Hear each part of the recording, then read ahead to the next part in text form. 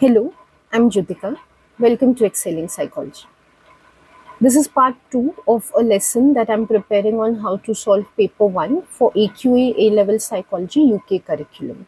So in the first part we had seen how to solve social influence and memory sections using May 2025 paper as an example. Today we'll do the same for attachment and psychopathology sections.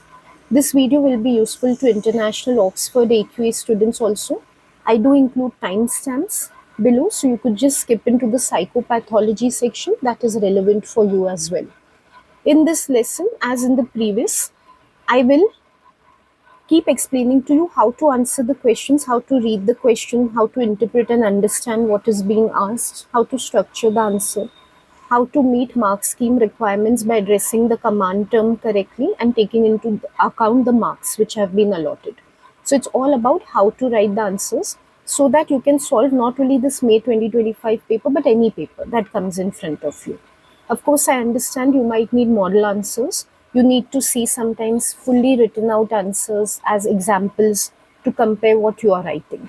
So I have written the model answers for these questions also, and I have uploaded them to my website. You can purchase them from there. And I'm linking them in the description box and the pinned comment below.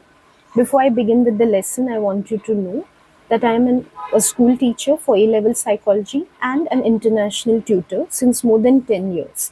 So if you want to schedule your classes with me so that you can get your A-star grade for your UK AQA or Oxford International AQA curriculum, then you can contact me on my phone number.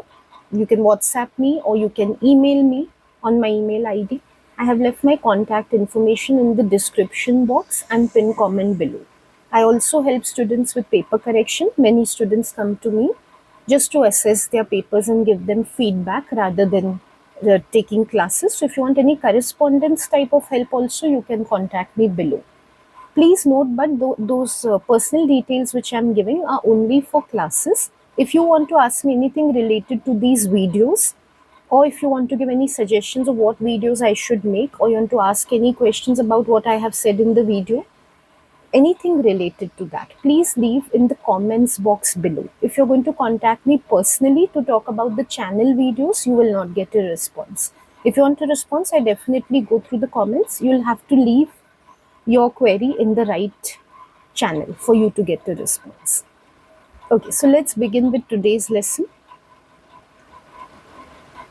So first we come to section C, attachment. Let's look at the first question. I'll just read it out. Two researchers conducted an observational study of reciprocity involving mother-infant pairs in a controlled environment. What is meant by reciprocity in attachment? Looking at it, we can make out it's a research methods type of situation. They're definitely going to ask us something related to research. But as of now, the first question which is there is just asking about a concept, which is reciprocity. The command term is what? What is an AO1 command term? Purely descriptive. There is no situation to which they want us to apply this concept, so it's not AO2, and they've not asked for an evaluation, no strengths and weaknesses. So it is not AO3 also. As I've mentioned in the previous part of the lesson also, anytime they ask you about a concept, like describe, outline, or what is the concept, always begin with the definition. Your first point should always be the definition, nothing else. Like, don't begin with examples or theories, straight off come to the definition. You have to give a second point also. It's a common mistake not to give a second point and to assume that only the definition counts for 2 marks. You have to give a second unique point to get full 2 marks. That second point can be any elaboration or example. Okay, so first let's make the outline for the definition. Reciprocity, depending on which book you have learnt it from, but the definition will have something to the effect of it is a sort of turn taking between the infant and caregiver, and it is a performance of coordinated actions. Make sure you're using good terms like turn taking, coordinated actions, infant caregiver. Don't use casual language, like it is one by one the mother and the child talk to each other or something like that. Make sure you use good psychological language when you're writing. No doubt for the smaller questions, there's not so much emphasis on terminology. That is more prominent in the essay, but doesn't mean it doesn't count in the short questions. Just because there's not always a rubric doesn't mean they're not looking out for terminology. Definition should have good terms. If you're not able to use good terms in the definition, at least initially memorize them or rote learn them till you get a habit of using good terms. Now, for the second point, as I said, you could elaborate. So, you could contrast it from interactional synchrony, which is simultaneously performing the same gestures. If you're giving that interactional synchrony, make sure you're not giving it for its own sake. Make sure to specify that reciprocity is different from the process, another important process in attachment, which is interactional synchrony, and then introduce what it is. So that can be one simple point, because I'm sure you've learned both the concepts. They're so frequently asked, reciprocity and synchrony, that you must have prepared the definitions for both. So an easy thing is just to contrast one with the other for a second point. Another way you could elaborate is by giving anything that any research study has found in one line. Like literally give one line finding. In XYZ study, it was found that reciprocity led to stronger emotional bonding between the infant and caregiver in the toddlerhood of the infant. Something like that. Just make sure you give the finding, not the procedure and all. Don't go into unnecessary details. It's just for 2 marks, and the elaboration is just for 1 mark. So this is what this study found. You could give it that way. Generally, also, what is the benefit of reciprocity? It prepares the child for further social interaction. You could give that as a second point. So very simple, types of elaboration that you could do. Or finally, you could give an example what reciprocity would actually look like in an interaction. So something as a mother smiles to the child. After looking at her, the child smiles back in return. That is an example of reciprocity. So it could be as simple as that. I just quickly take, say, the point which I had given of its importance, that it lays the later foundation for for later attachment, like I said, in toddlerhood and teenage, between the caregiver and infant, even in adulthood, in fact. So just I would say later foundation. So something like this you could give for 2 marks. Make sure not to give any evaluations. Strength or weakness, this is not AO3, such things will not be credited. Now coming to the research methods type of questions.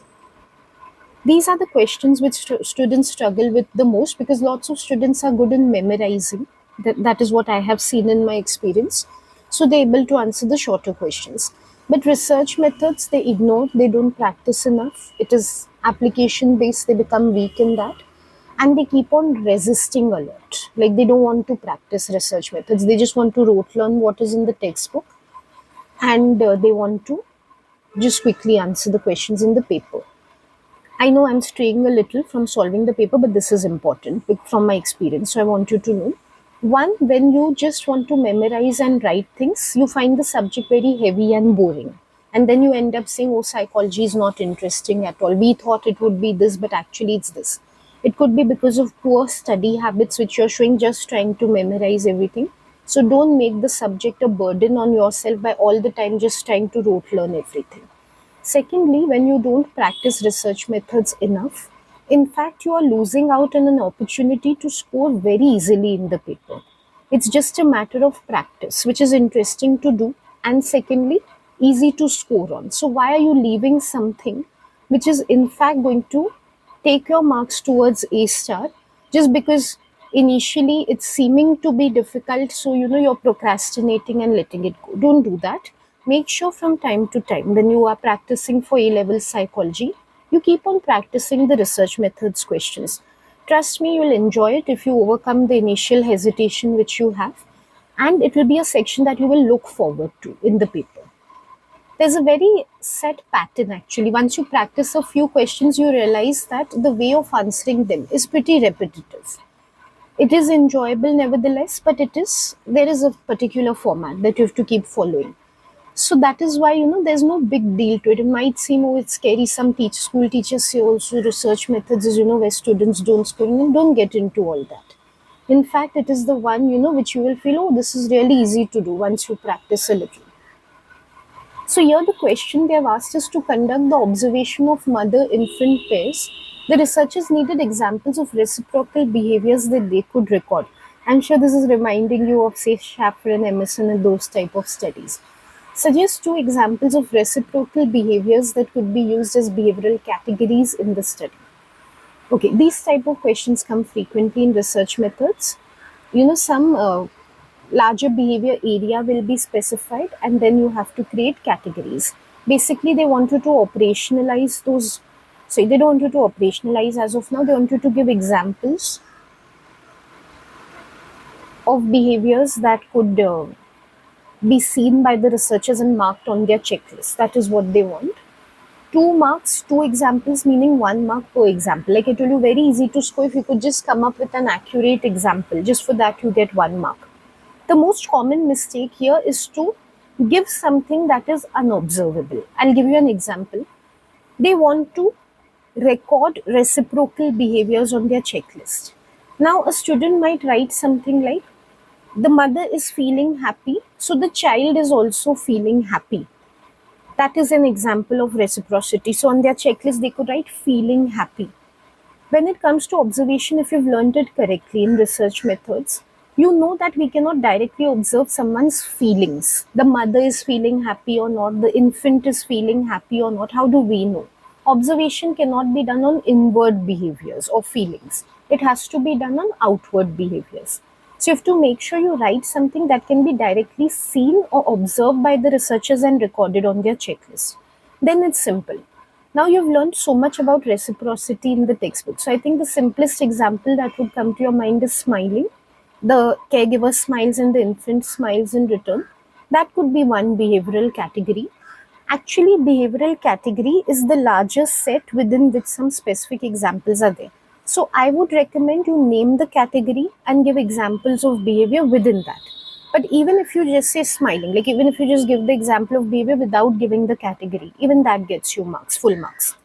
Okay, so smiling is something that could be observed for reciprocation, or some sort of, say, stroking. The mother strokes the infant's hand and then the infant strokes her hand in return. Stroking could be there. Tongue protrusion. The mother playfully puts out her tongue in front of the infant, and the infant also returns with the same. So many possible behaviors are there. For more ideas on what you could write, just revise what you've learned as examples in reciprocity or any study that you have seen. What I would put, like my examples would be, like I told you, I would like to give the category and the behavior within that. So I would give one category as imitation of facial expressions. Within that, I would give examples like, say, smiling, tongue protrusion,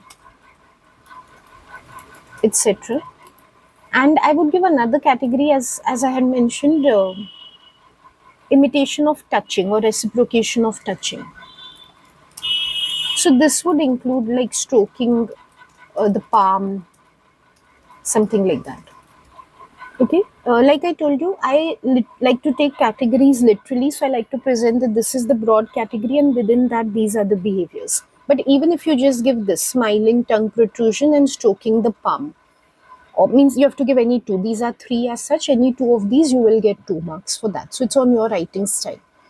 They have just asked you for 2 examples. They will give you 2 marks. You don't need to operationalize them. Otherwise, they would have said operationalize, or at least they would have allotted 4 marks. So it would be something like smiling, operational definition, and touching, operational definition, that way. Usually those questions are separately. So I do expect it to come below. It's come indirectly below. So that's why I don't give it here, because then it will be overlapping also with something you have to give later, and it will waste your time to operationalize here. Next question is, outline one way in which reciprocal behaviors could be sampled in this study. Now, this is also like research methods, like I told you, once you've done it, you've seen it all. So this sampling question also comes very frequently. Here the most common mistake is because students are underprepared. Sampling, they still make a major goof up of assuming it is the sampling from the population. Here they're asking you about observation and they're asking you how a behavior could be sampled. They're not asking you how participants could be selected for the study. So first thing, if it is coming to your mind that sampled is the word used, so I must think about random sampling, volunteer sampling, opportunity.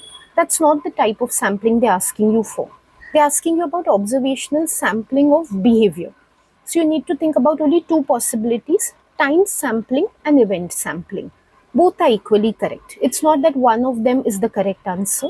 So take any one and explain it correctly to get 2 marks.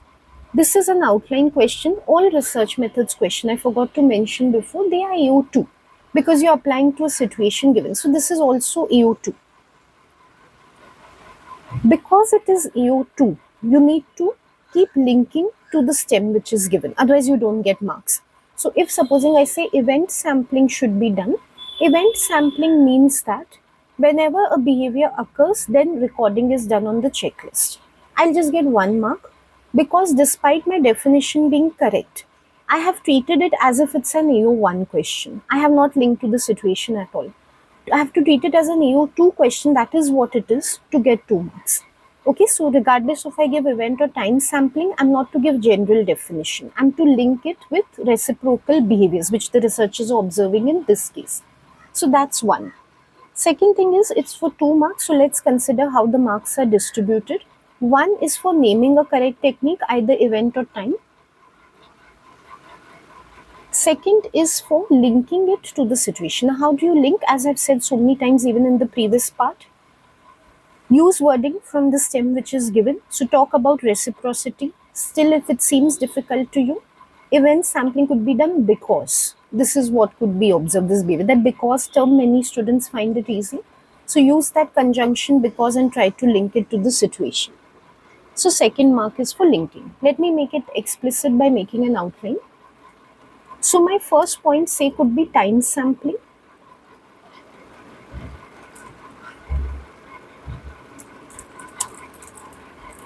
Okay, if I give time sampling in the case of the situation given, the situation is very minimum, but it talks about reciprocity between mother and infant. So how time sampling could be done for that? That needs to be my second point. So any time duration I can take, just make it specific. Don't give vague things. So something like, let's say every 30 seconds, the researcher could record on the checklist whether any reciprocal behaviors are taking place between the mother and the infant. So you use words like reciprocal, mother, infant and all to connect to what is given. So that way time sampling. Alternatively, you could take event sampling like I said. Don't take both, take any one. They've asked for one way. So I'm giving you both possibilities, but you're not to write both. Event sampling, you could just say every time a reciprocal behavior occurs from the checklist,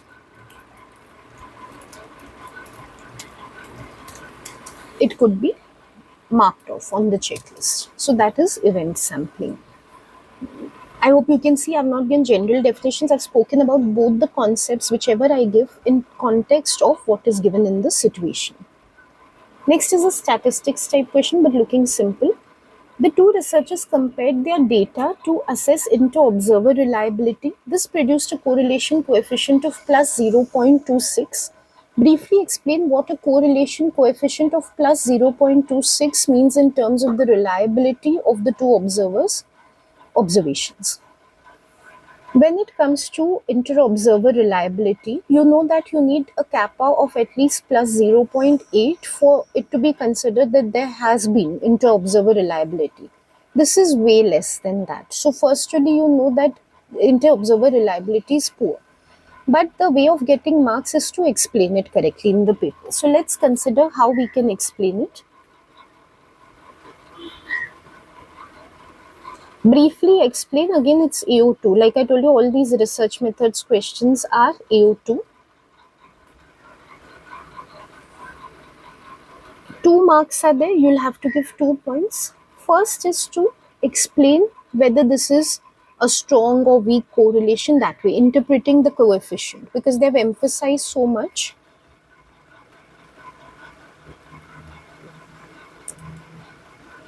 on the number of the coefficient, like they've given it very prominently. So just interpret what the coefficient is. Then next point is for relating it with inter-observer reliability, like actually answering the question and saying what it says about inter-observer reliability. Most common mistake here is not to link back to the question, just to stray away. So most students will say, it is plus 0.26, it's a weak correlation because it's closer to 0 than to 1. It's positive, but it is not strong enough. Okay, but they've asked you what does it tell you about inter-observer reliability. That question you can't leave it unanswered.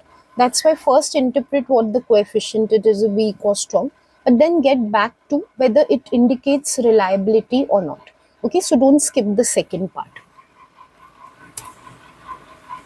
Okay, so what we can say here is first, it is a positive or direct but weak correlation, indicating that agreement between the researchers about which behaviors are reciprocal, which are not, is low, it is poor. In terms of inter-observer reliability, since a reliability coefficient of plus 0.8 or above is the standard for considering that inter-observer reliability is high, this suggests that inter-observer reliability is poor. So given this reference, it suggests that inter-observer reliability is poor. Okay, so this is how you have to explain. I want to remind you, if you still need to see model answers in front of you because you need to see complete sentences, how they are written, you can download from my website, the link for which I've given in the description box below. The full answers are there as you have to write in the exam paper. Okay, next question is outline one way in which reliability of the two researchers could be improved. We have just seen the reliability was poor. So now they want us to suggest how it could be improved. Again, a very frequent question. So if you've practiced, it'll be so easy to score here.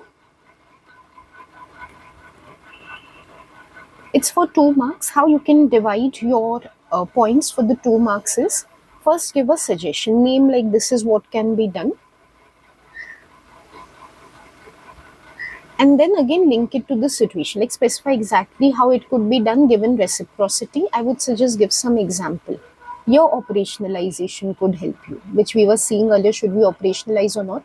These type of questions, operationalization can help. I'll tell you which suggestion you could give in which you could include operationalization.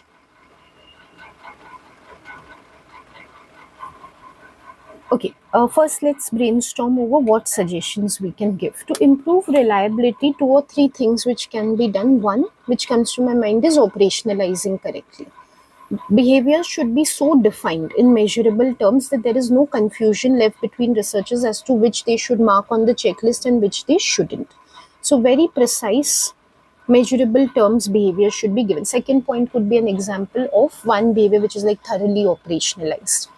Another possibility of increasing reliability is for the researchers to have a meeting before conducting the observation, and for senior researchers to train junior researchers in those meetings. So training can be provided to novice observers so that they understand exactly how to implement using the checklist. Again, you can give some example for reciprocity. So this is one behavior, the definition of which they could be explained in this way.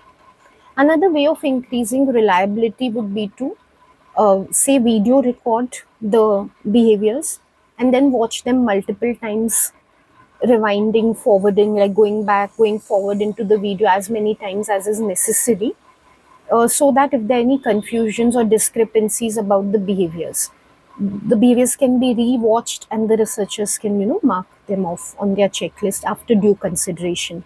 Or you could even suggest in the same line that whenever there are discrepancies, both can sit together, watch a video, and then come to a common consensus of whether they will consider this behavior as being reciprocal or not. So, mutual resolving of discrepancies can take place between the researchers.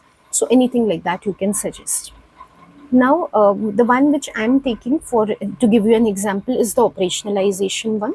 So, first point would be the suggestion, I'll name it, that there should be clear or thorough operationalization of every behavior on the checklist.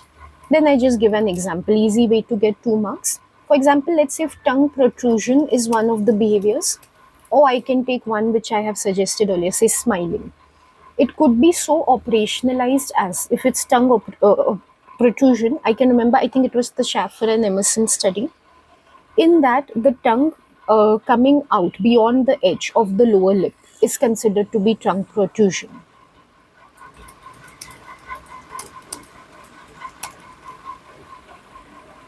So if it is operationalized to this extent, there won't be any confusion. The researcher can't understand the trunk is being protruded or not. That question is not there because it's been defined to this extent that it has to cross this boundary.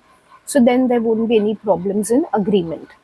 Alternatively, if I'm taking smiling, because I've given that before, again something like say 10 degrees, the lip should turn upwards, uh, and say cheeks, the cheek should go upwards as well. They should also enhance. That is considered as smiling.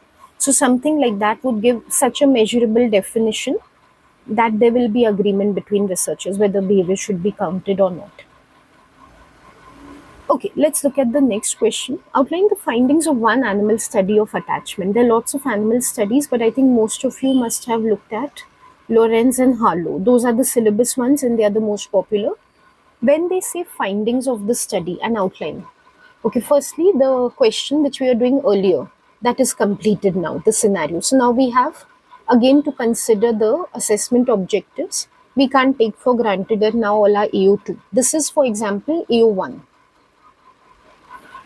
So AO1 command term is there, they've asked for findings. The most common mistake is despite seeing the word findings mentioned prominently, some students will give aim, procedure or conclusion of the study. None of that has been asked. So don't be in a haste.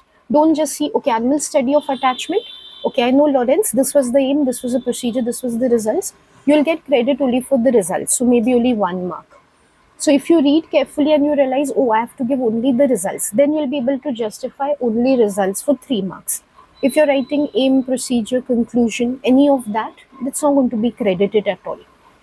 Okay, now before you write, 2 studies are there, think which one you can write better for the findings. If you take Lorenz, for example, to justify 3 marks for any, you'll have to give 3 unique points for the results. As I had mentioned in the previous part of the video, 3 unique points means 3 different points. It should not be the same finding you're repeating in 3 different wording.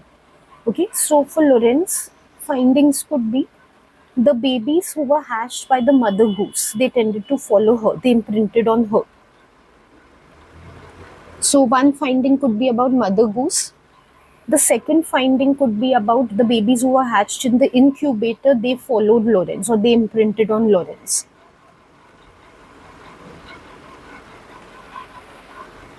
And one more finding could be, because I need to justify 3 marks, this will get me only 2 marks. Literally in these type of questions, they count how many points you've given rather than using a rubric. So a third point could be about the sexual imprinting, which Lorenz had seen. He had done long-term follow-up of the geese, in which he found that to whichever figure the geese have been imprinted in infancy, that is the figure only to which they sexually imprint in future. For example, if they've been imprinted on Lorenz, then they desire to mate with a human being rather than with animals. So 3 findings, 3 marks, as simple as that. Just notice in all I've given finding or result. I've not given aim, why he did the study, what he did in the study, or what he interpreted from the study about attachment, nothing like that I have given. Now if I choose to give Harlow instead, again many possibilities are there. One could be, finding could be that the monkeys who were reared with only the wire mother,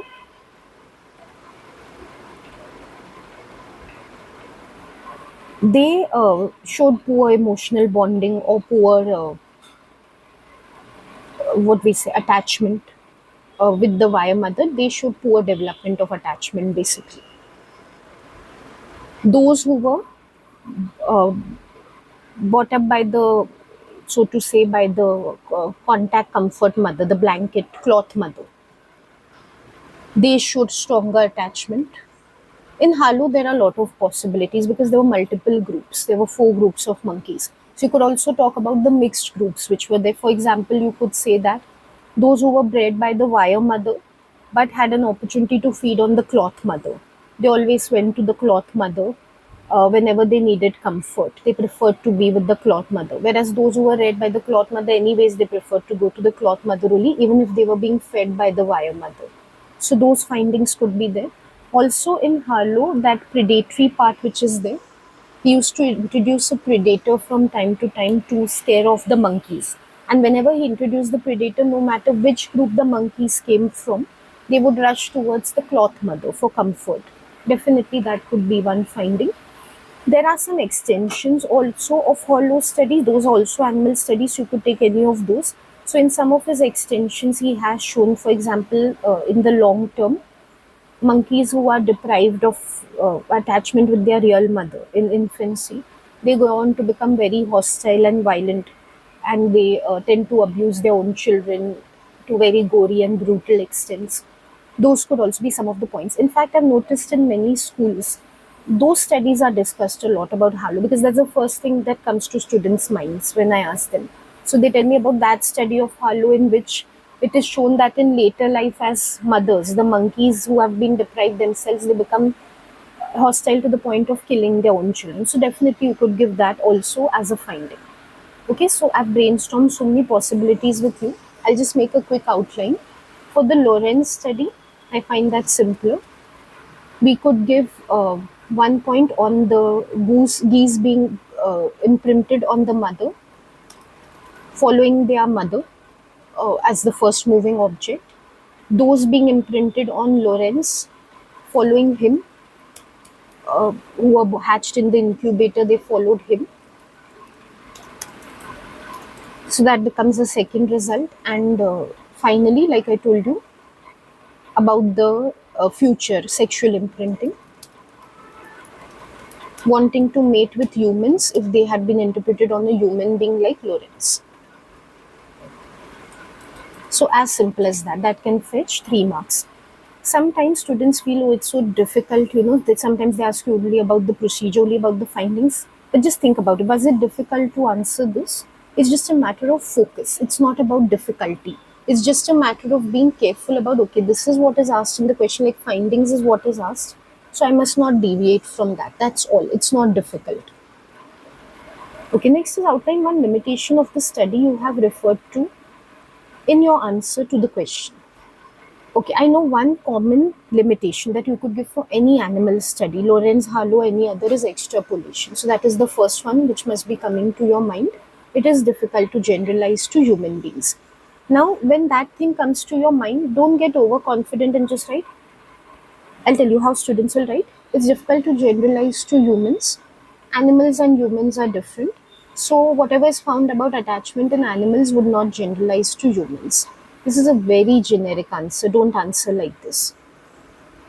Once you have thought of a point, extrapolation has come to your mind, start making it specific to the study which you have given. Don't give generic answers because they have told you also explicitly and it's understood of the study that you have given in the previous.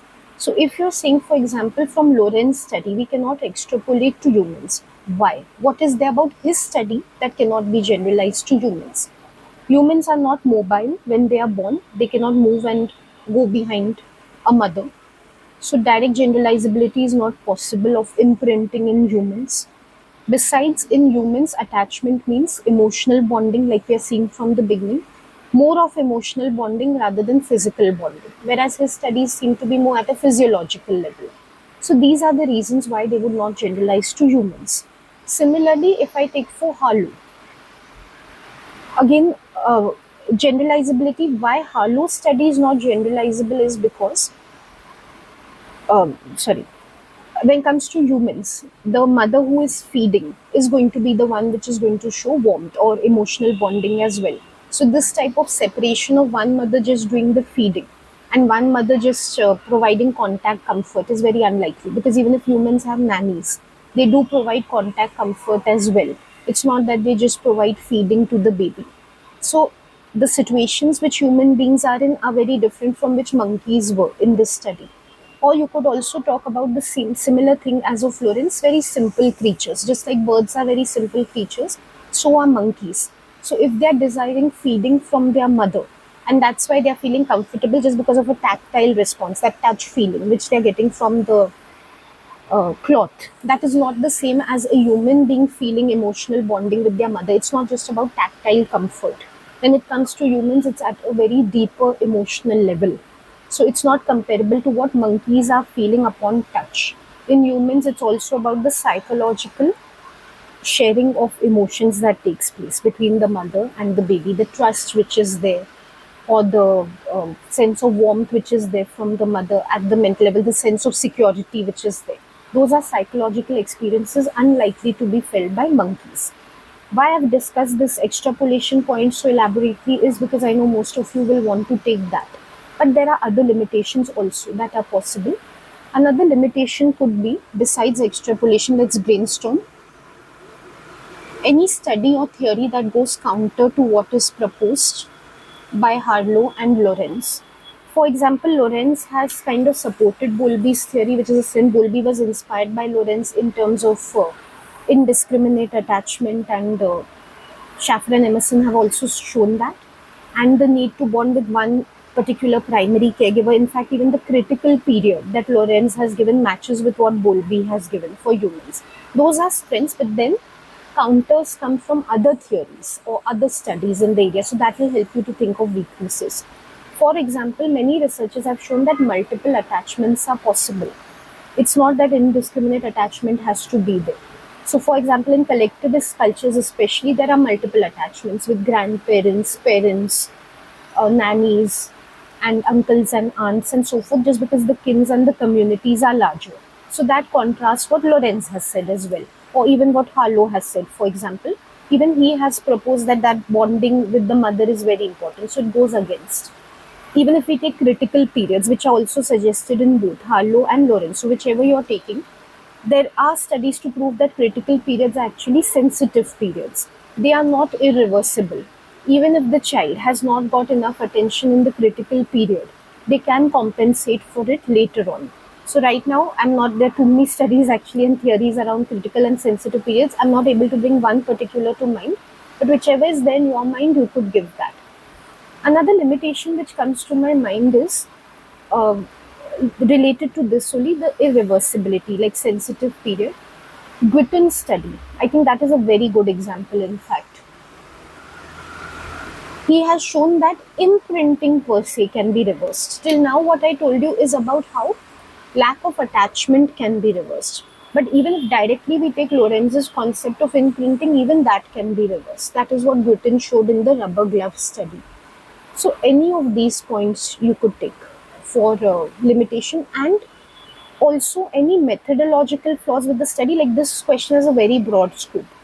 For example, the number of monkeys were very small in Harlow's study, or in Lorenz's study also the number of geese was very small. So sampling issues, ethical issues, besides methodological issues, you could take those also. So in terms of ethical issues, cruelty towards monkeys in Harlow's case, especially the extended studies in which the rape rack was created, or mothers were seen observed like killing their own kin and all those type of things, you could take for ethical issues. So lots of possibilities are there. The key thing is that in structuring the answer, you need to follow the peel format. As I had said in the last part also, there was the 6 marker, 1 limitation, 1 strength. So just follow the peel format, because even when you write for 16 marks, it's about 3 to 4 marks that you give as a peel point. So here also, when it's come for 3 marks, give it in the peel format to score full 3. Here, because it's not AO1, it is AO3 evaluation question, I would suggest that rather than trying to come up with 3 points, try to follow context and reasoning. Simply saying the peel format, try to follow that to score well. If you need to know more about the peel format or how to give context and reasoning in answers, it's beyond the scope of this lesson, but it is available in my previous videos. So in which I have taken 16 markers for answering, one full video on a 16 marker. You can see any of those videos to know how to structure your evaluation points. As I told you, I think really that rubber glove study is a very good example. So my point for the limitation would be that imprinting is reversible unlike what Lorenz suggested. So in Guitton's study, that would be my elaboration. He first took these yellow chicks and he imprinted them on yellow rubber gloves. They got imprinted on it. And as expected, they did show preference for the rubber glove, even when it came to sexual imprinting. Later, they wanted to mate with the rubber glove. So everything was going in accordance with what Lorentz had proposed. But then comes the twist in his study. He exposed the chicks to their own species for some time. And once they were exposed to their own species, then they wanted to mate with other chickens only, not with the rubber glove. Meaning that he proved that indeed it is reversible. The imprinting that has taken place once can be undone also, which is what Lorentz had not shown. He had insisted that imprinting is permanent. He had not tried to investigate whether it could be reversed, and he was not of the opinion that it could be reversed. So in the link, it's always necessary to link back to explicitly what is asked in the question. So the limitation of Lorentz study because of this is that it challenges the view of Lorentz that imprinting is irreversible.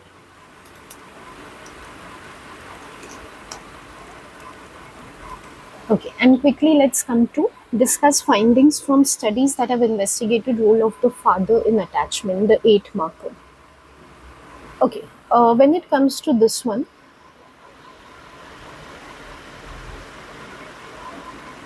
it is AO1 for 3 marks and AO3 for 5 marks. This is exactly the half down version of a 16 mark. So AO1 goes from 6 to 3 and AO3 goes from 10 to 5. Very specific question this time. If you read it, discuss the findings of studies. Otherwise, generally they say research and then you're free to take studies or theories. Here you will have to take studies because they have mentioned that. Also again, findings. So make sure your AO1 is not rambling around aim, procedure, conclusions. They have asked for findings specifically. So make sure you focus only on the findings.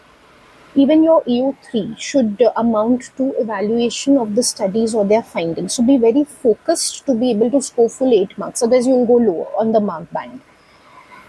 Also, it's not necessary. I know the first thing coming to mind is I can't remember the names of all the researchers who have done their studies. You don't have to. You just have to give the findings. So names are not important. If you can, good. If you can't remember, that's fine. Another thing that will come to your mind is, do I have to know numerical findings and all? No, you have to know broad trends. Sometimes you get panicky because when you see the word studies, it makes you feel, oh, I have to memorize each and every study, which is not the requirement. So don't go into panic. Think carefully about what they're asking you.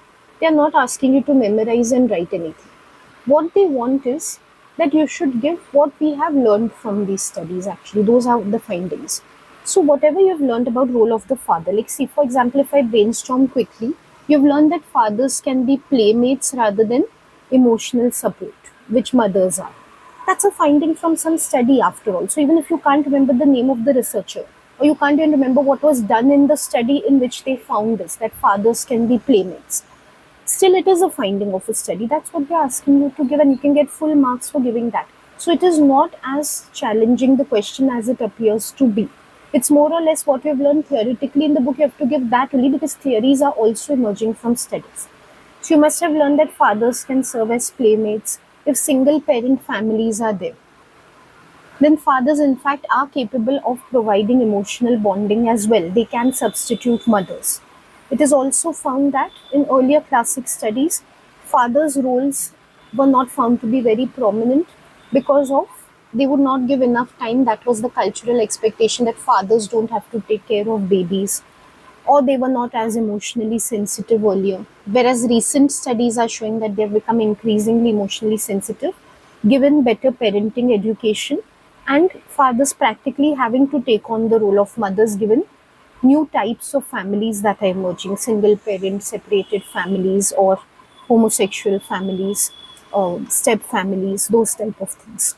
So any such findings which you have learned, you have to give. It's not about being able to quote exact studies and showing that I know the name of the researchers and the years. That's not a requirement at all. So let's make the AO1 outline first. For AO1, restricting myself to 3 marks, not going overboard, I would give firstly some classic study findings, the easiest of which is Schaffer and Emerson. Where you know names, do write them. Where you don't know, don't write them. That's okay. But if you know a name, don't omit it unnecessarily. They found that fathers are generally not the primary caregivers. I hope you can see that despite knowing thoroughly Schaffer and Emerson's procedure, I'm not giving that. Of course, all of us know it because it's a case study, because they've asked for findings. When we want to score in the top mark band, the number one requirement is being focused on the question, being relevant to the question. So when they ask me for findings, I give only findings.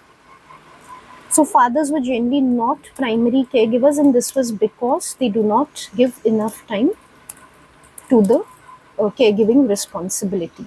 Some other studies supported this. Herman et al. Had supported this. They had shown that fathers are less emotionally sensitive also. Are not able to pick up social releasing cues from their babies. So besides lack of time, Herman et al. Proposed that this is also one reason why fathers tend not to be the primary caregivers. But even at that time, even in early research, they were contradicted by findings like Fraudy et al., which showed that at least when it comes to physiological sensitivity,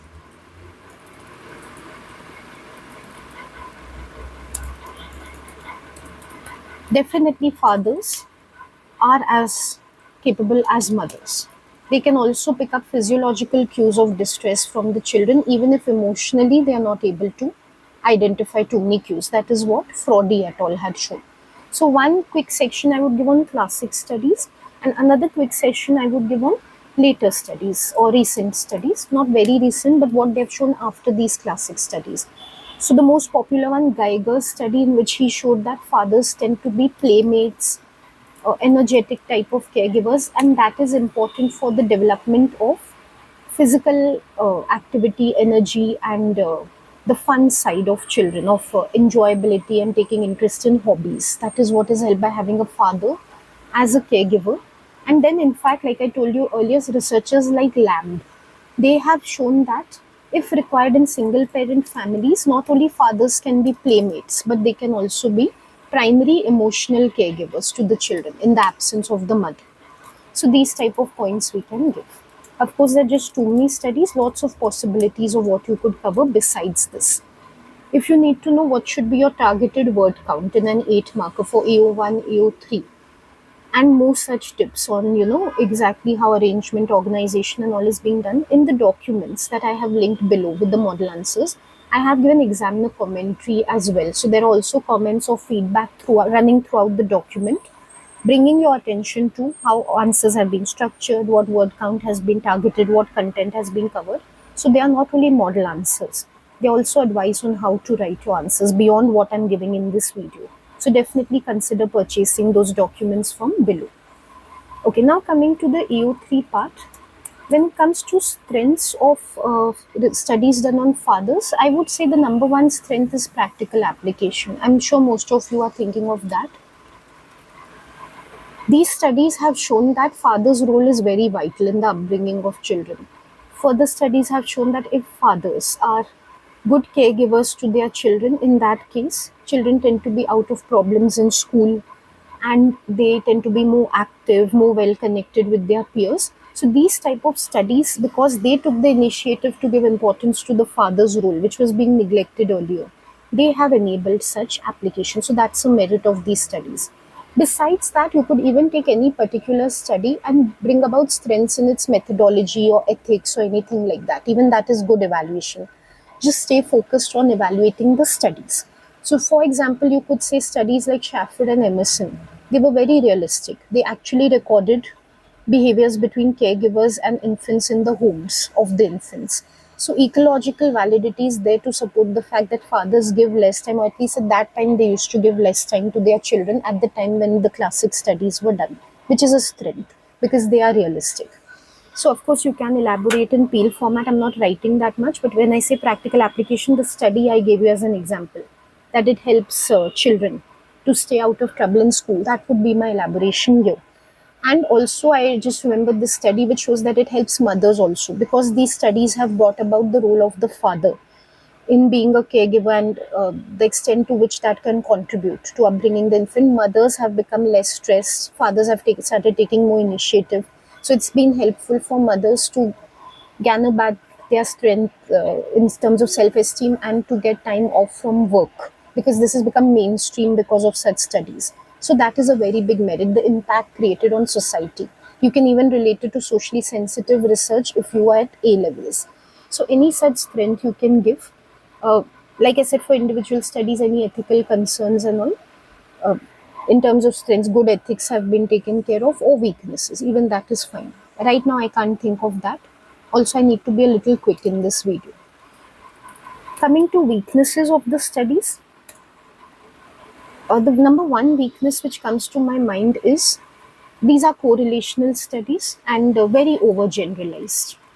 The truth of society is that when it comes to fathers' role, especially in modern society, it is very diversified. There are fathers who are in homosexual relations, so there are two men caregivers, both are fathers of a baby. So there, what role the father plays as a caregiver, versus where it is a traditional heterosexual family where there is a father and mother. There, what role the father plays. When it's a single father, what role he plays. When he's with a partner who's taking care, what role he plays. There's too much diversity to take any one study and try to generalize to all of these different settings in which fathers have to play a role. So, in terms of generalizability, they might be too broadly generalized, which is a weakness. Besides that, in terms of if I have to think methodological concerns with these studies, they are mostly correlational. Like if I take something like Schaffer and Emerson, they are just seeing correlationally in the real world that okay, fathers are not giving enough time to the babies. But are they proving to be primary caregivers or not? What is the quality of their interaction with the children? There's no manipulation of that, and not enough detailed study of that because the focus was actually on mother child relationships of those studies. So having that sort of methodology and then trying to say that fathers are not primary caregivers could be a weakness. Or like I said, there could be other confounding variables and only a correlational relationship is being overgeneralized. That could be a weakness. And of course, any socially sensitive ethical type of concerns. Ethical issues are not only to do with the procedure of study, even implications for larger societies. So earlier studies which said that fathers are not playing a dominant role could have been discouraging for fathers in caregiving relations. So that could have been a socially sensitive area. Or today it might be that fathers, in terms of modern research, are feeling pressurized to take on the role of mothers because that is being suggested in the studies. Again, social sensitivity. So anything like that you could give. Just stay focused in both AO1 and AO3 to be able to get in the full 8-mark band. The moment you stray away and start giving general points, anything to do with role of father rather than study related description or evaluation, you will start losing marks. Let's come to the psychopathology section now. What I see in most students is you find attachment a little more difficult. So I think it's good we've discussed it more in more details. Whatever I have said about attachment, how to answer certain type of questions and all, everything will apply to psychopathology as well. So I'll try to be less repetitive here. Whatever is new that's coming here in how to interpret the questions, I'll try to focus more on that. Okay, so in psychopathology, the first question is an MCQ type, which is good. There are 4 definitions of abnormality. Which of the 4 definitions of abnormality would be best applied? I'm sorry, to the examples A, B, C, and D below. Write a different definition of abnormality for each example. They want you to write the definition. Just take note of that.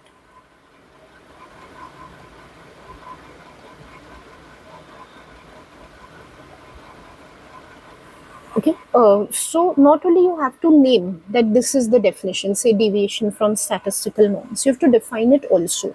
Also keep in mind that it is for 4 marks. So it's going to be like one definition, second, third, of course, matching. It has to match with the example given, otherwise you won't get marks. But don't try to make it applicative and don't try to extend it to the point that it becomes 8 marks. Stay focused on just giving the definition in one line. Because how much can you give for 4 marks? One line per definition should be enough. Let's see the first option. A person with a phobia of buttons perceiving buttons to be much larger and more threatening than they actually are. I know most of you know the answers directly, but if you are not able to, how you can do a run through in your mind is, in your mind, or you're allowed to write in rough, just note down which are the 4 definitions. Deviation from social norms, deviation from statistical norms or statistical infrequency, whichever way you have learned it, failure to function adequately, the Rosenhan Seligman one, or Jahodas, deviation from ideal mental health, right? Now, uh, just keep this in front of you on the screen of your mind and think about if a person is perceiving buttons to be much larger than they are. What sort of a mistake is he making? You, if you can't think of it, I know it's obvious by now, but then just rule out the possibilities which don't apply. Is it statistical infrequency? No, it's not something rare. At least they've not said that it's something rare, so they're not hinting towards that.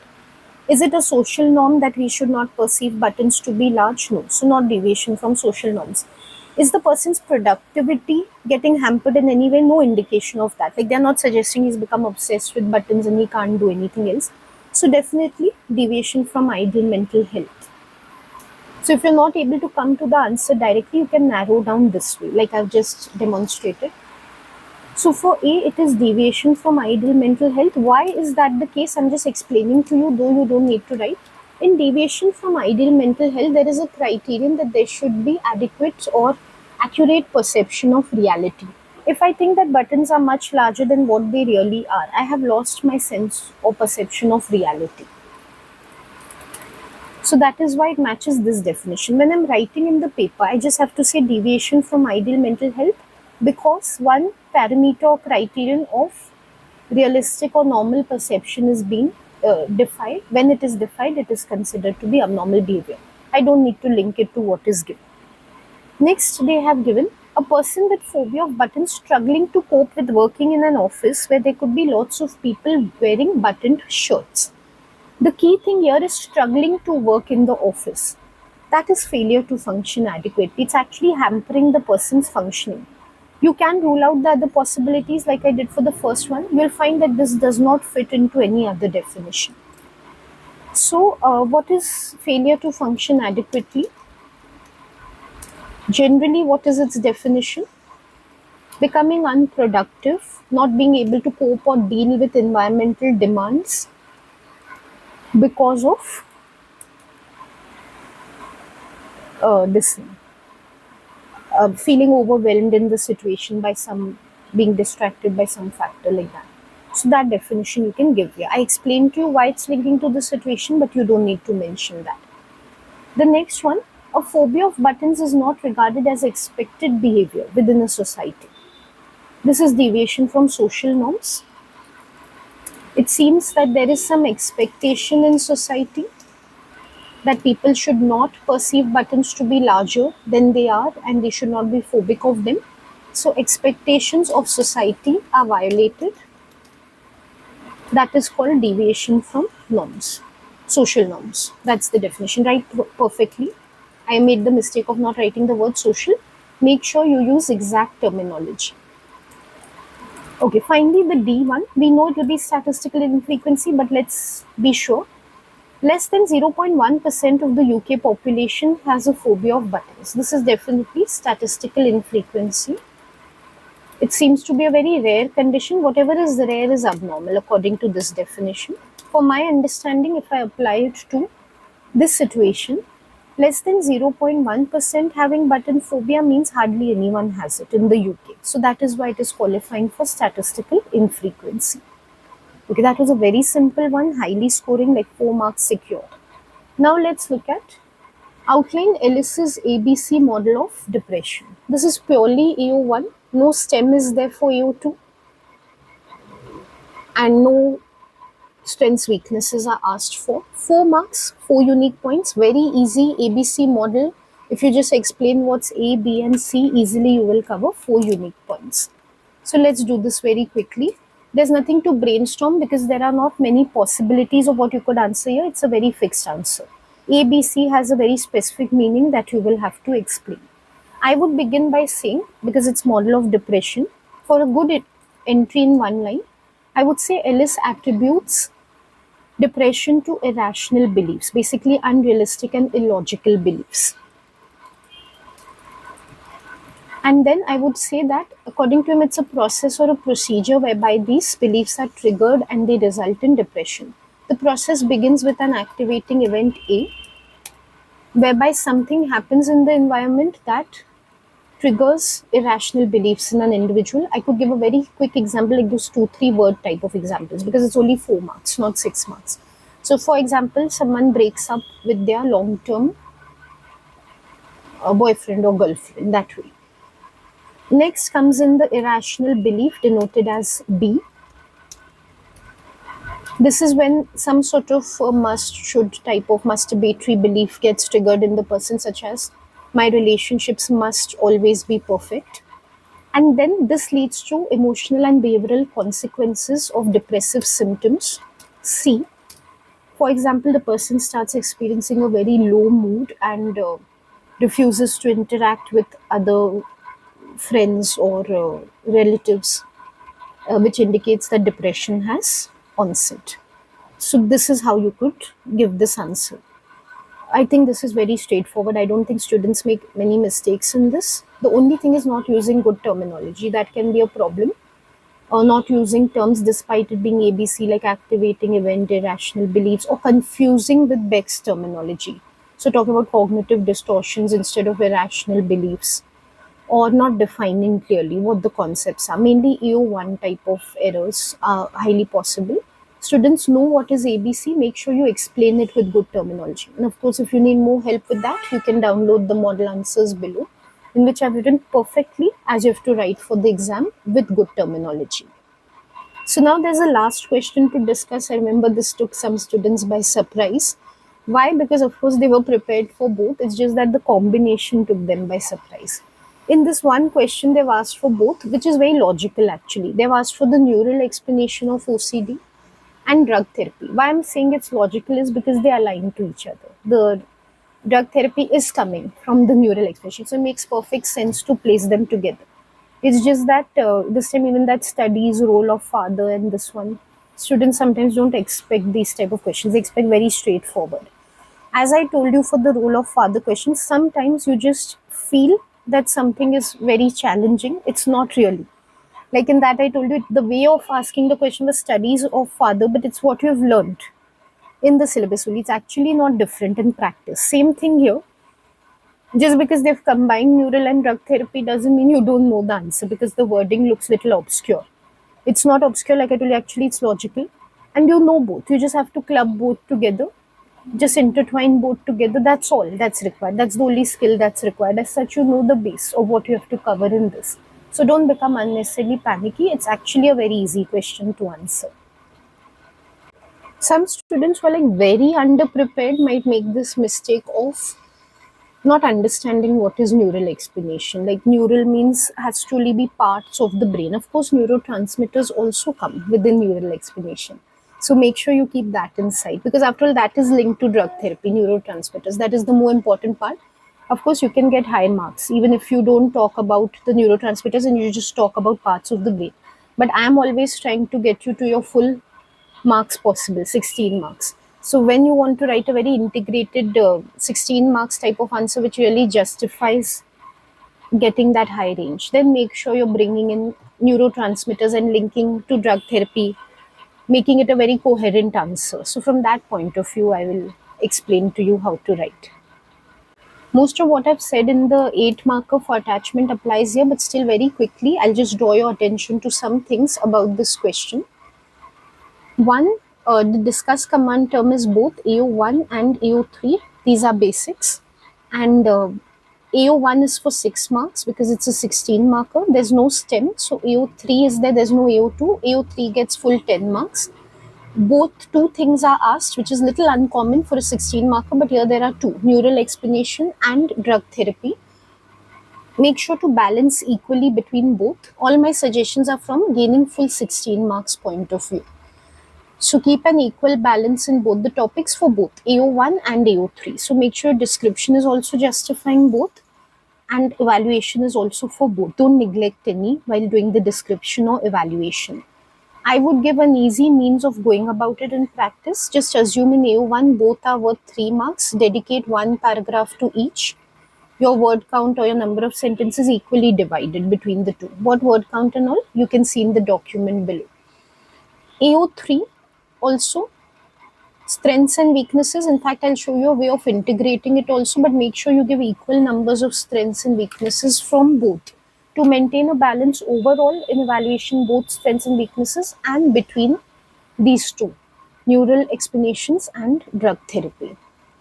Let's see my suggested answer for what you could write for AO1.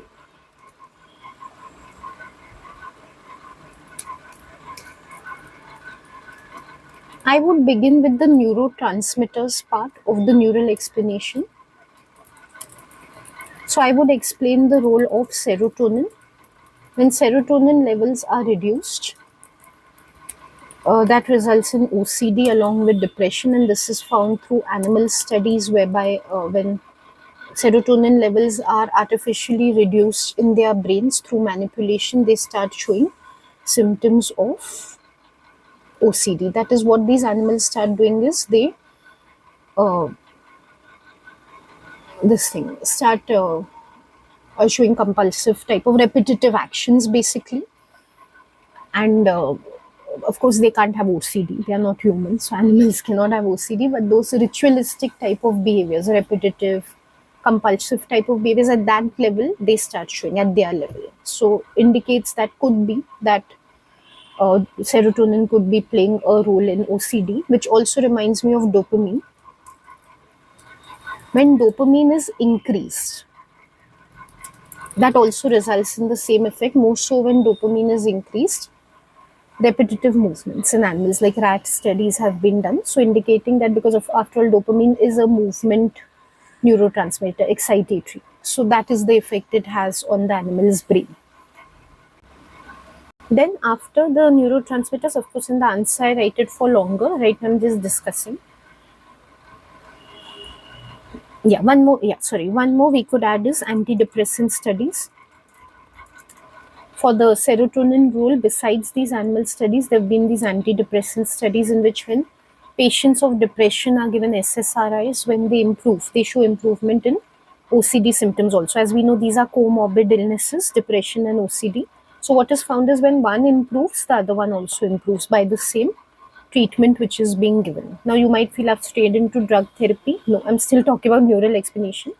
These type of studies which show that antidepressants bring about improvement in symptoms are indirectly supporting neural explanation because they're showing the role of serotonin in OCD. That's why.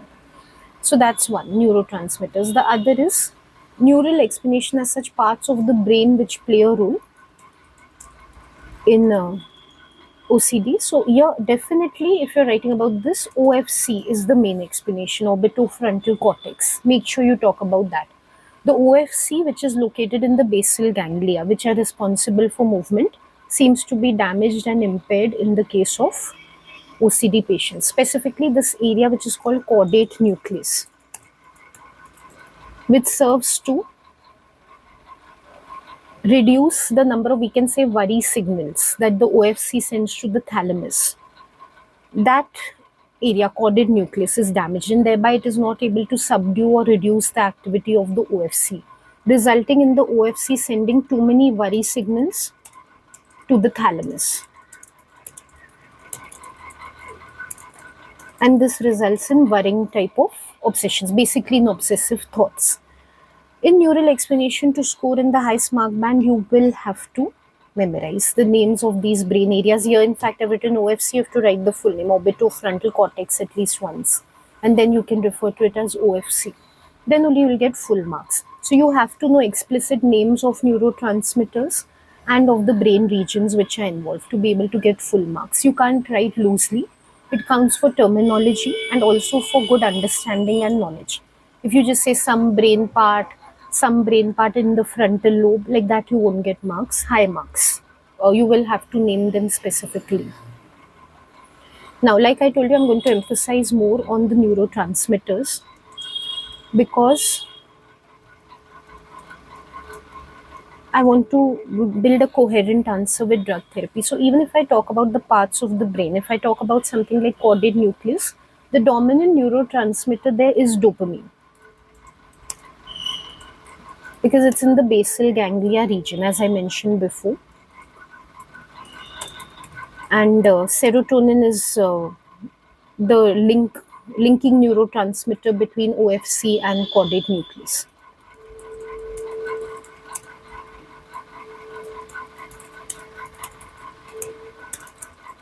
So again, no doubt these brain regions are impaired, but the impairment in the execution is seen with the help of the same neurotransmitters. So neurotransmitters predominantly are playing a big role when it comes to OCD. Now coming to the drug therapy part of it. So this will be my first paragraph covering the first part of what is asked in the question for AO1. Then of course I have to switch to drug therapy. To make it coherent and to link with, I have taken special care to talk about neurotransmitters. I will say that the drug therapy that has been developed is revolving around these neurotransmitters only, serotonin and dopamine, or specifically more particularly serotonin, because it's found to play such a large role when it comes to OCD.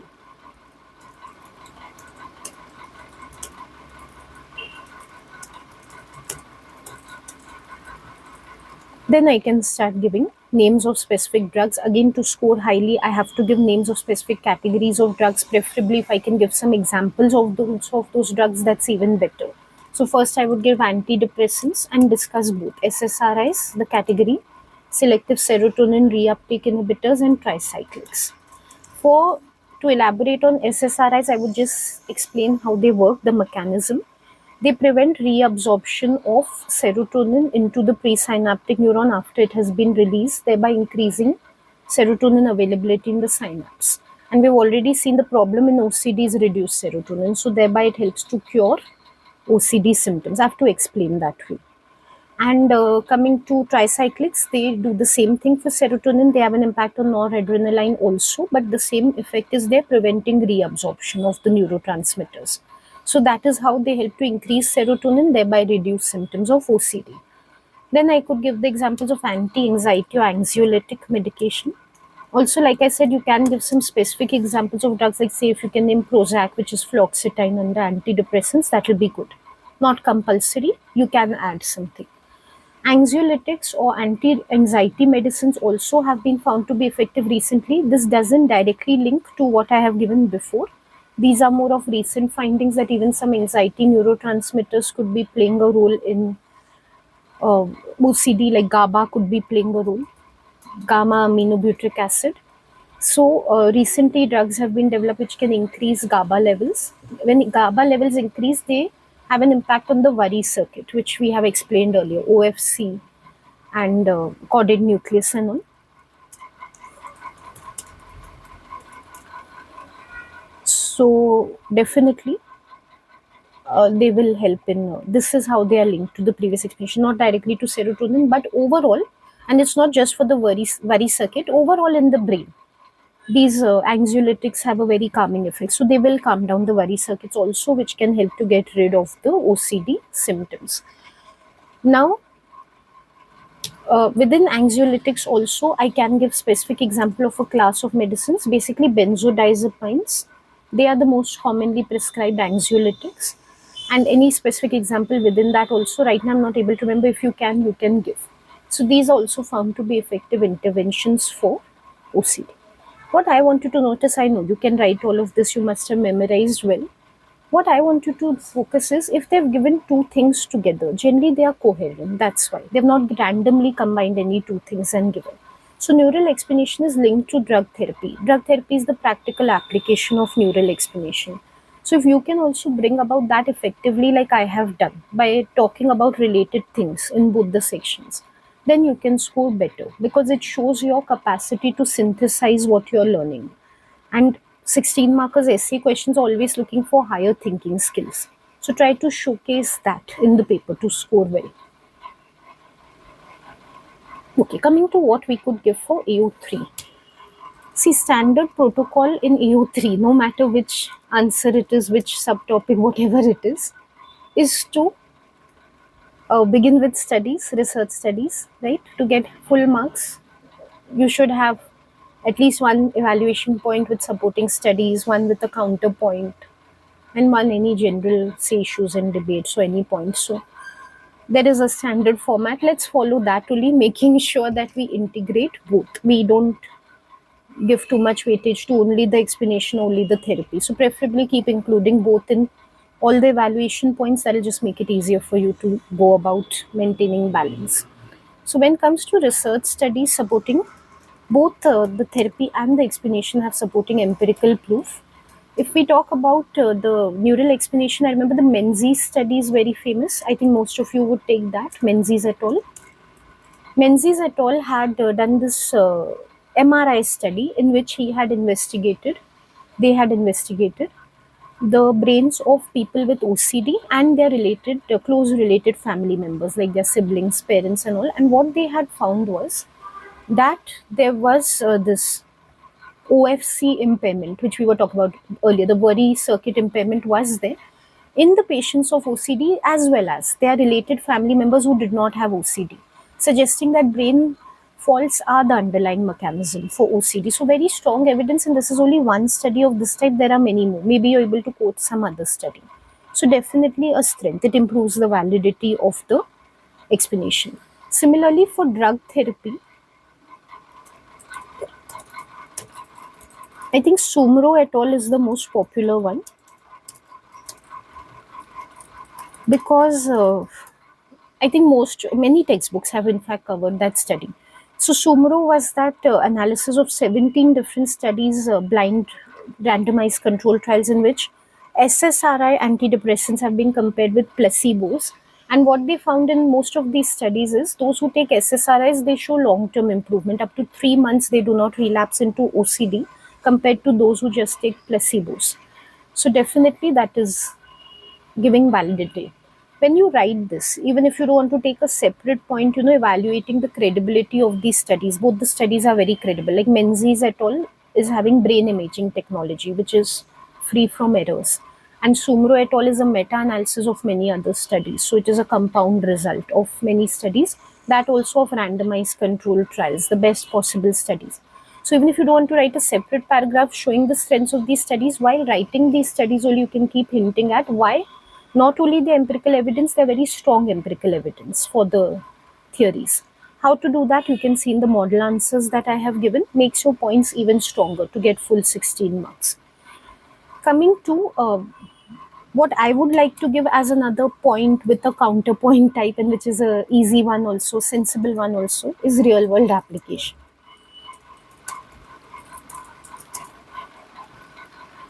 So when it comes to real world application, definitely the explanation has resulted in drug therapy, as I pointed out earlier. That is only the application. So, what more we can elaborate on this is how drug therapy has been beneficial. It is a low cost treatment compared to taking personalized, say, ERP or any psychological treatment, CBT, any type of CBT from psychologists. Those are very expensive. They require paying an expert psychotherapist for number of sessions. So, the drug therapy which has come about is like a very affordable treatment for most patients. Also, it prevents like having to go get admitted in a hospital or community care, which can be traumatizing for patients who anyways have OCD, which is one of the most difficult mental disorders. So drug therapy has a lot of advantages and it's been implemented very successfully. You can also give some study which has shown its real world relevance to support this point. The counter to this would be, but there are a number of problems with drug therapy. One is dependency, not being able to get rid of the drugs after some time, becoming addicted to drugs. Side effects is a very strong point. You could name the side effects. There are milder side effects associated with SSRIs, and but still they are discomforting, can lead to non-adherence, though they are not dangerous. For tricyclics, dangerous side effects are there, like heartbeat skipping of people, and for benzodiazepines, emotionally traumatizing, psychologically disturbing impact is there, like memory loss is there. So you need to name these specific side effects in the counterpoint and say that's why, though it has resulted in good affordable treatment, maybe the treatment is not as good as it seems on the surface. It might be a problematic hazardous treatment also. So that is my point counterpoint evaluation for the explanation and therapy. What I want you to note is that in each point I have integrated both the explanation and therapy and I'm giving equal importance to both. It's not like I'm talking about only one while mentioning the other. So make sure you do that. Finally, not given any weakness directly as such. So what we could give as a weakness that could apply to both is that there are doubts on the credibility or validity of both neural explanation as well as drug therapy. When it comes to the neural explanation, why its credibility has been doubted is because recently it has been discovered that psychological explanation might be a better one, the cognitive explanation specifically. What is found is if we explain OCD as, if we explain OCD as not cognitive but behavioral, in terms of learning explanations, it's a better explanation. Firstly, we can apply the dual process model to it. You know the dual process model, I won't repeat it here. So if we apply the dual process model through classical and operant conditioning, it shows how OCD is acquired, just like it shows how phobia is acquired. And then why we are saying that is a better explanation than this, like what is the proof for that? That is a better explanation because there is a treatment based on it, exposure response therapy, which I'm sure you've come across, ERP therapy. ERP therapy has very high success rate. 60 to 90% people who take it become okay in the long term. Indirectly, that shows that is the correct explanation. Otherwise, how is the treatment that successful? Because it must be targeting the correct reason for why people have OCD. So then, if that is the better explanation, then this one, the biological one, might not be the correct one. It might be a secondary explanation that maybe applies to some people, not everybody, or it might not be a right explanation at all. It might be inflated, its importance. So that's why there are some doubts on the credibility. We are not falsifying it, we are just saying that it is time to reconsider. So, like I told you, for the neural explanation, because of the contrast or competition with the psychological CBT, dual process explanation, it loses its merits. It loses its merit. When it comes to drug therapy, publication bias has cast doubt on the credibility. I'm sure for depression also you've come, even schizophrenia, to a similar line of argument. What happens with these drug studies, because after all, the ones which are being used in OCD are more or less the serotonin ones, only depression. These serotonin studies, SSRIs and all, everyone knows they have been plagued with publication bias. Basically, drug companies have sponsored these studies. So what they end up doing is they publish only those studies which show that the drugs like SSRIs and all are effective. They don't allow those studies to be published which show they're ineffective, because that will result in them losing their profits from selling the drugs. Earlier, we have mentioned in AO1 that some of the reason why we believe serotonin is playing a role in OCD is because of what drug studies had found, what the antidepressant studies had found. Now, if the antidepressant studies themselves are biased, they are not meritorious because they have been sponsored and their results might not be as valid as it seems. That means even the explanation gets falsified because of that. Right? So that becomes very problematic. It is falsifying both the explanation as well as the therapy. At least it's casting doubt on both. So that would be a weakness point that I could take. What I want you to note is that I have taken only such points as strengths and weaknesses that I will be able to apply to both, not to only one, so that I'm able to give equal weightage to both. So that's a good way of going about my recommended way. It's not the only way, but my recommended way to address a question in which for some reason they have seen an integration between two topics. So even you show that, even you can see the integration between them. That can take you to full 16 marks and in turn your A star grade. Very quickly, the last thing I'll do for this lesson is go over other possibilities of what you could have covered in this answer. You could have also covered in the neural explanation part, the AO1 part, something to do with oxytocin. I'm sure in many textbooks you've learned that oxytocin is playing a role in OCD. Why I did not take that is, because I wanted to link, like I told you, for coherence. But you can get high marks, maybe not 16, but even if you just mention other actually discovered neurotransmitters that are playing a role. So one I can remember is oxytocin. If you want to talk about other areas of the brain which are playing a role in OCD, so for that part you could also include the prefrontal cortex besides the OFC. Patients with OCD are found to be like unable to suppress unnecessary thoughts and compulsions. So the PFC, which is the regulator, like we've seen for personality aggression and all also, is the one which seems to like not be able to suppress in their case unwanted activity. So you can talk about the PFC besides the OFC. OFC is very critical. That's why I emphasize you talk about OFC. Like it's very specific to OCD in particular. Otherwise, PFC is implicated in many disorders. But of course, you can talk about that as well. In drug therapy, for AO1 again, you could also include points about say D-cyclosterone, the new drug which has been found. So besides anxiolytics and antidepressants, even this one is today a very promising drug, though they don't know the exact mechanisms of why it works. Something again to do with increasing GABA and reducing the worry circuit in the brain. So that is one more point that I can think of. So there are many possibilities of what you've learned around OCD neural explanation drug therapy. You could give any of that. Now coming to what other things you could have given in AO3. You could pick up any issue or debate that would be applicable to both, like reductionism, biological reductionism, in fact. Both are reductionists because there are the explanations besides neural, like the one which I gave, psychological explanation. You could give that as an example. Or there are others also. The genetic explanation is there. You could give some concordance rates to support that even within biological, there are other possible explanations. So this becomes very selective. Same way instead of drug therapy, there are other therapies. Like I told you, ERP is there. There are other therapies also that are possible. Other CBT therapies you could give as example, or even psychoanalysis. Like Freud, he explained it in terms of problems in toilet training. That is what results in OCD. And then therapy is also targeted at free association dream analysis, trying to get rid of the unconscious problems that have emerged at the anal stage. So that way you could indicate how both are reductionist. Or you could take biological determinism,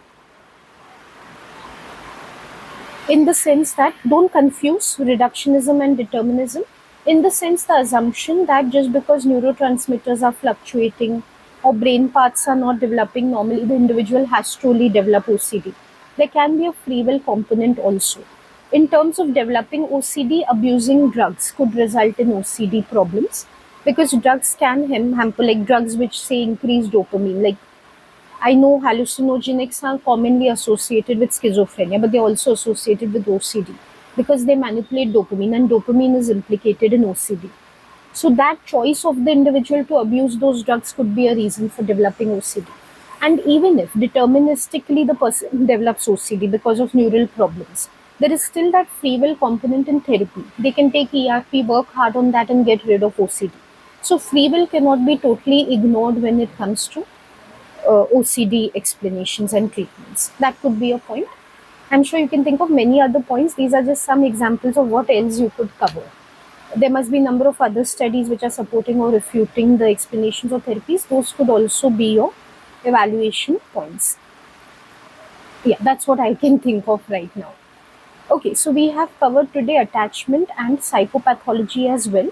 My next video will be on paper 2 for May 2025, which will be about first biopsychology and then schizophrenia and so forth. So do stay tuned to the channel for more. As I mentioned in the beginning, if you have any feedback on the videos, you can leave them in the comments box below. And if you need one-to-one help from me, you can contact me. My details are there in the description box and pin comment. Thank you for watching, and I will see you soon with another video. Goodbye.